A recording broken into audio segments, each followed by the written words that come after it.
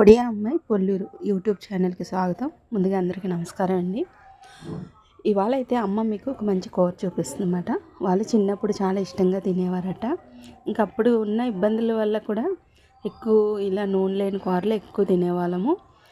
మా అమ్మ వండేది చాలా వారంలో కనీసం 3 సార్లు అయినా వండేదన్నమాట ఇలాగా అనేసి అన్నది. అయితే మీకు అందరికీ చూపిద్దామని వాళ్ళు వండుతుందన్నమాట. ముందుగా అయితే ఇగోండి బఠానీలు చక్కగా నైట్ అయినా నానబెట్టుకోవచ్చు, అప్పటికప్పుడైనా బాగానే ఉంటుంది. ముందుగా బఠానీలు కడిగేసి పొయ్యి మీద పెట్టేసింది. తర్వాత ఒక గుప్పుడు బియ్యం అప్పటికప్పుడే రుబ్బుకొని కూర వండుకుంటారన్నమాట. బియ్యం కడిగి పక్కన పెట్టేసింది. కొద్దిగా నీళ్ళు వేసి నానుతూ ఉంటుంది. ఈ లోపల మా తోటలోనే ఒక తోటకూర చెట్టు ఉందండి. కూరకు సరిపడా అయితే తోటకూర వస్తుంది.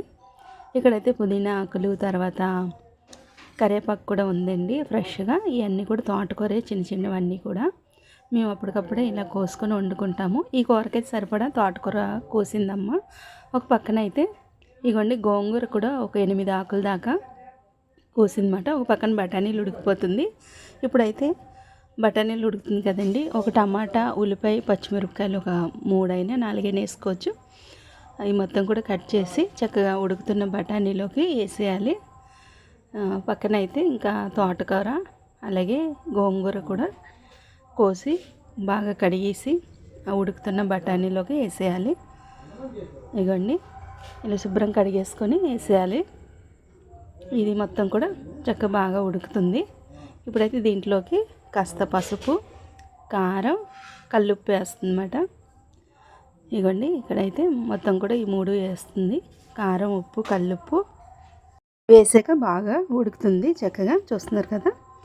ఇంకే సరిపడా ఉప్పు వేసాక మొత్తం కూడా బాగా ఉడుకుతుంటుంది. ఇప్పుడైతే బియ్యం నానబెట్టి ఉంచాను కదండి, అది రుబ్బేసుకోవాలన్నమాట. ఇక్కడైతే రుబ్బురోట్లో రుబ్బుతుంది.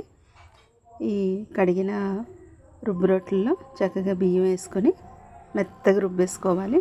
మనం దోశలకి అది ఎలా పడతామో అలాగా తక్కువ బియ్యం మీద కాస్త నీళ్ళు ఎక్కువ వేయకూడదు, కొద్దిగా నీళ్ళు వేసుకొని ఇలా రుబ్బేసుకోవాలి.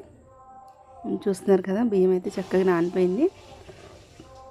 ఈ కూరగాయలు అవి కోసి అన్నీ రెడీ చేసేసరికి బియ్యం నానిపోయింది. చక్కగా ఇలాగ రుబ్బేసుకోవాలి. ఈ కూరకి అప్పటికప్పుడే బియ్యం ఇలాగా రుబ్బుకోవాలంట. బియ్యం పిండి బదులు కూడా ఈ రాగి పిండి ఉంటుంది చూసారా, చోడంబలు కాస్తాము, ఆ పిండి కూడా వాడచ్చు.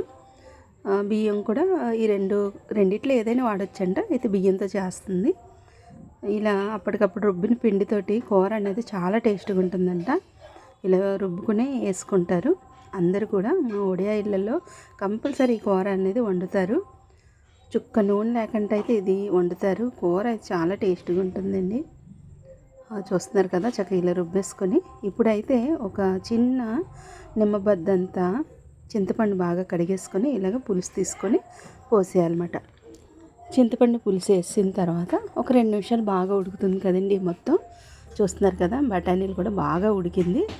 చక్కగా ఇలా బాగా ఉడికిన తర్వాత ఇప్పుడు బియ్యం పిండి రుబ్బుంచాం కదా, ఇది పోసేయాలన్నమాట. బాగా కలిపేసుకొని ఇంకొంచెం వాటర్ కావాలంటే గిన్నె తొలిచి పోసుకోవచ్చు.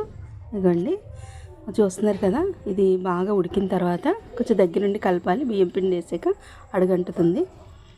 కూర అయితే మొత్తానికి అయిపోయింది. చూసారా ఎంత బాగా కనపడుతుంది. అస్సలు నూనె వేయలేదు. అయితే అమ్మకి కొంచెం టేస్ట్ చేసి చూపించమ్మా అని అన్నమాట. అయితే వేలు ఇలా అన్నమ్మా బాగుందని చెప్పంటే అసలు ఎంతగానో ట్రై చేసింది కానీ అస్సలు అవ్వలేదండి. మీరు చూస్తున్నారు కదా, వేలుతో ఇలా అమ్మ బాగుందని చెప్పాను అన్నాను, కానీ చాలా ట్రై చేసింది కానీ అస్సలు అవ్వలేదు. ఈ వీడియోకి ఒక లైక్ ఇవ్వండి, మా అమ్మకి ఒక కామెంట్ చేయండి. బాయ్.